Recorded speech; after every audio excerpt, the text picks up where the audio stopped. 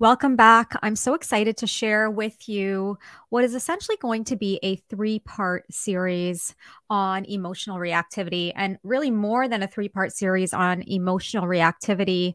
The next few episodes are going to hopefully help you understand the difference between what I call the emotionally reactive little girl and the emotionally intelligent woman. If you listened to last week's episode, you would know that we talked a little bit about what's coming up inside of 2022 for us in terms of the EQ Code, our global coaching and training company specifically for high-powered women that really want to leverage emotional intelligence in order to achieve bigger goals, in order to elevate their relationships and execute more fully on their mission.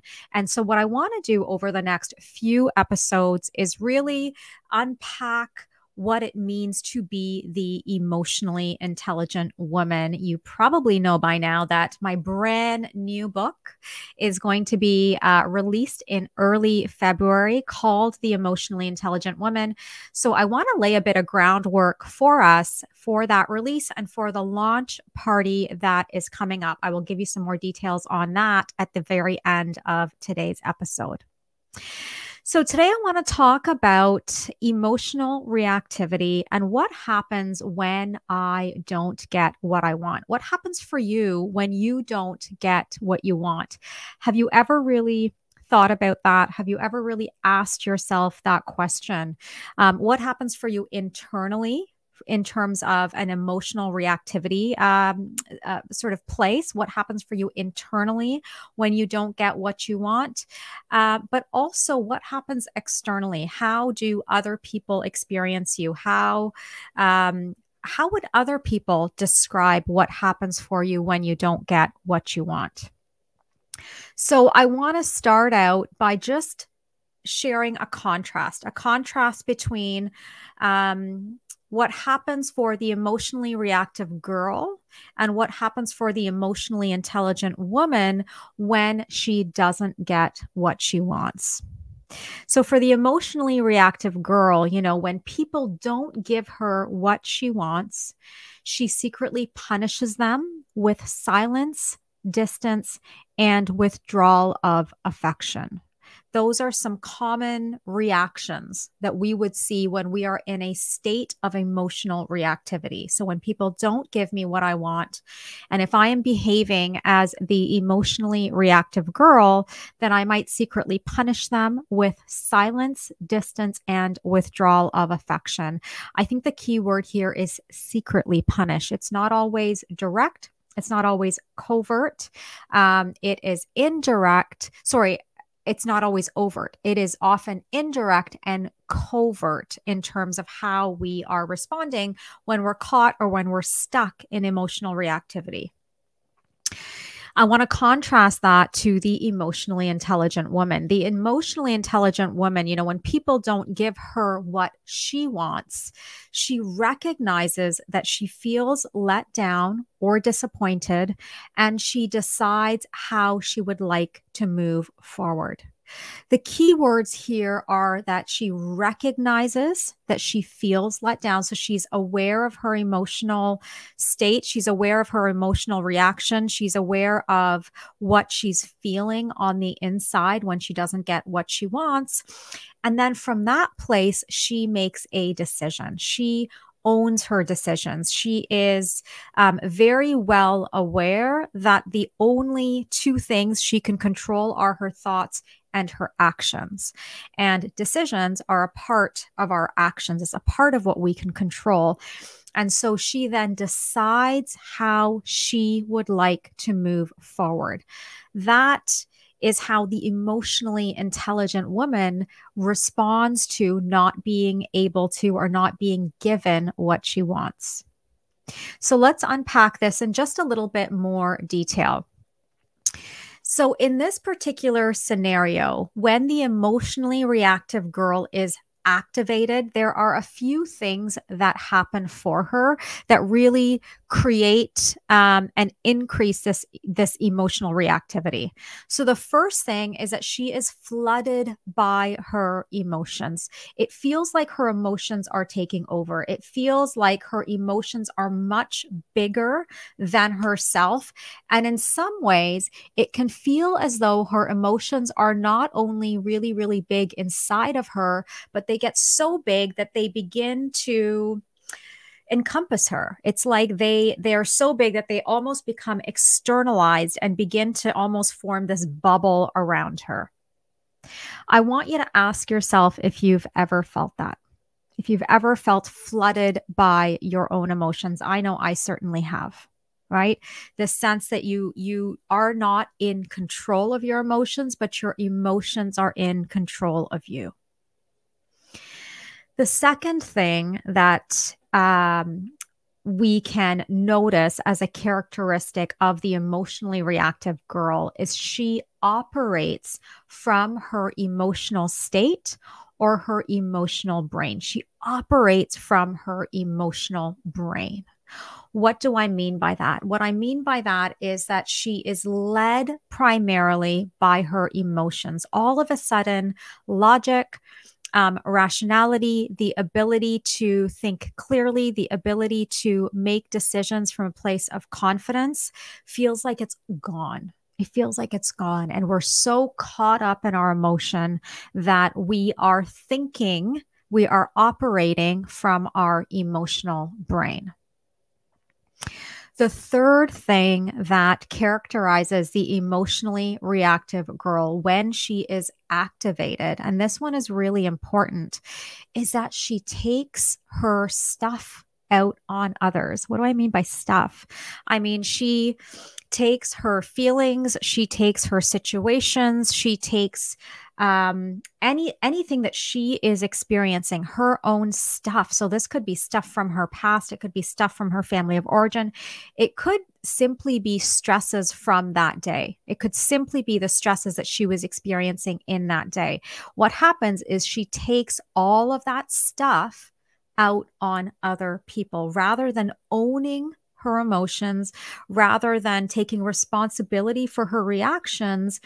She allows her emotions to serve as an excuse to treat and to interact with people in whatever way comes out. So she might say things, some common phrases that we might hear when we are in the state or when we are activated as the emotionally reactive girl. Some common phrases might be, well, you made me really upset. If you hadn't done that, I wouldn't have reacted that way. Well, if only you could give me what I want. All I'm asking for is more time with you. All I'm asking for is for you to stop doing this.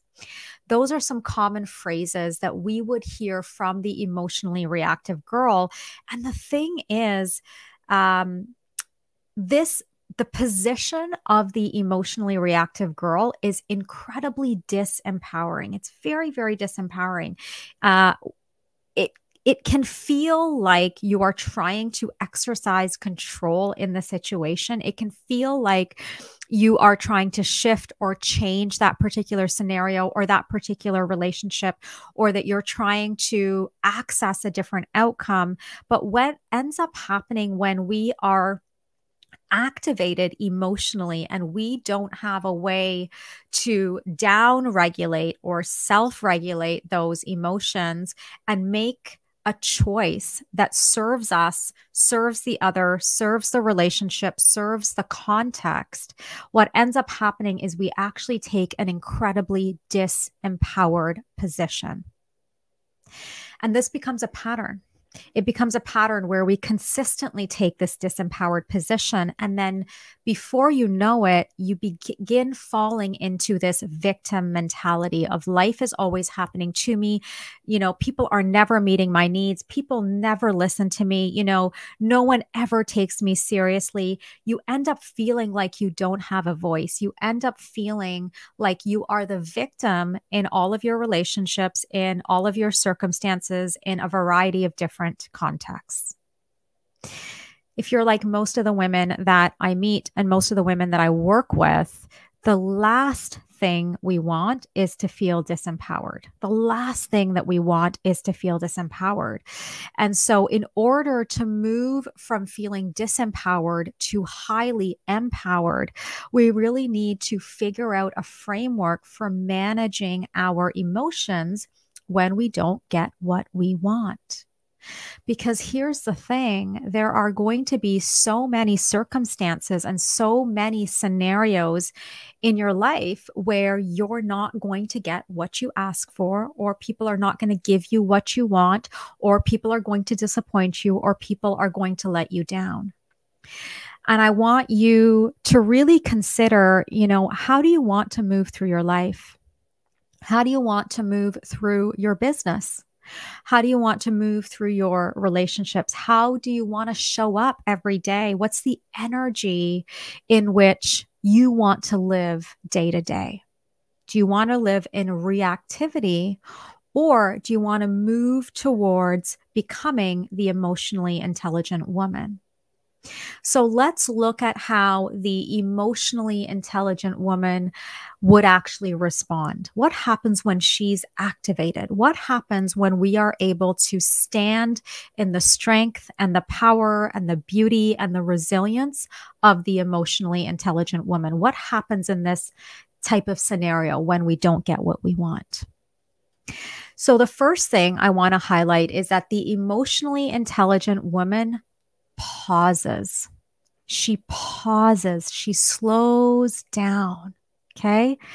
This is really, really important because there is a huge marked difference between being reactive and being responsive. There's a huge difference between being reactive and being responsive.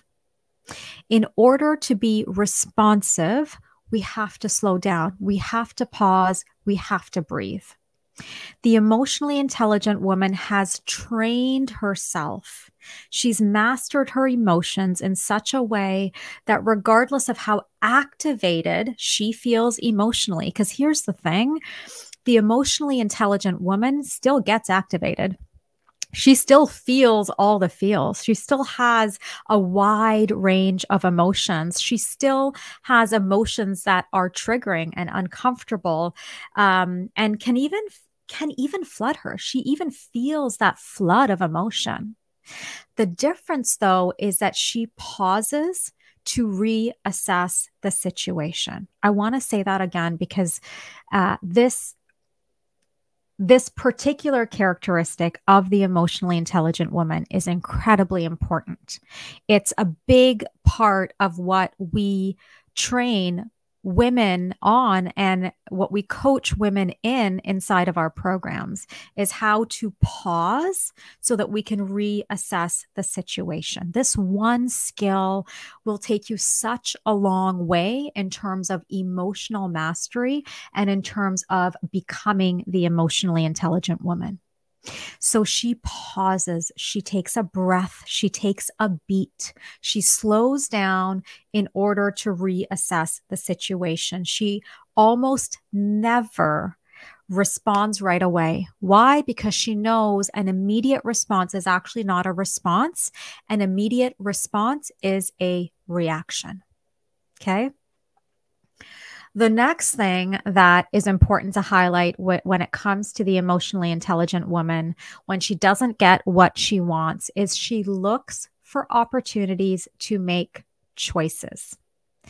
So rather than falling into that victim mentality, rather than falling into that old limiting narrative of there's nothing I can do, this is so terrible. Oh my gosh, I can't believe this is happening. I can't believe this person did that to me. I can't believe that this just happened inside of my business. I can't believe that my partner doesn't understand what it is that I'm asking for. Instead of falling into that old limiting narrative, she has trained herself. Because remember, emotional intelligence is simply training. It is a set of skills. That is for me, the beauty and the magic of emotional intelligence is it is quite simply a set of skills that I can learn, that you can learn, that we can all learn. We can train ourselves to do these things.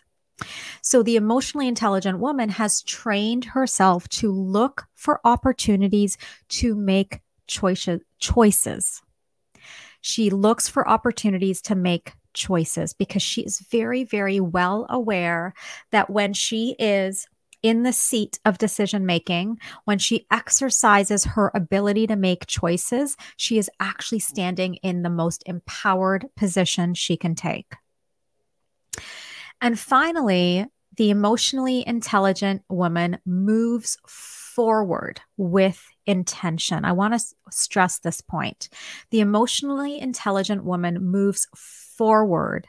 She is, when you think about her path and you think about the way she operates through her life, there is always a forward movement or a forward momentum to what she's doing. Even if she falls down, even if she gets scraped, even if things don't go her way, even if those things happen, she is always moving forward with intention. She does that by learning from her mistakes. She does that by embracing challenges. She does that by allowing space for failure.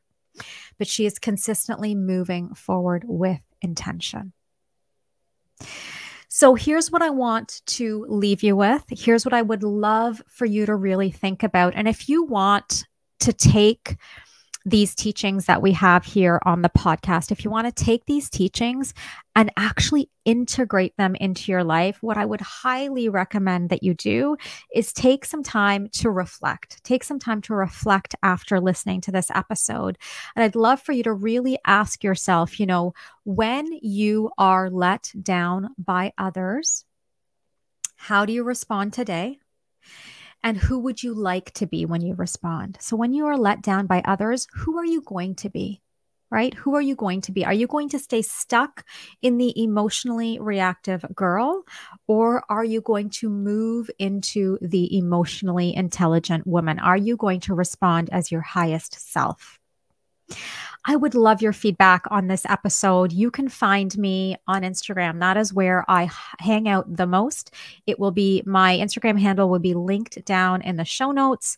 dr.shamala.kiru. Please let me know. Please let me know what you thought of this episode. Let me know what stood out for you. Let me know what might have been difficult for you. I would love your insight, your feedback. I'd love for you to just connect with me and let me know how all of that is going. I want you to stay tuned for the next couple of episodes as we continue to unpack this idea of the emotionally reactive girl versus the emotionally intelligent woman.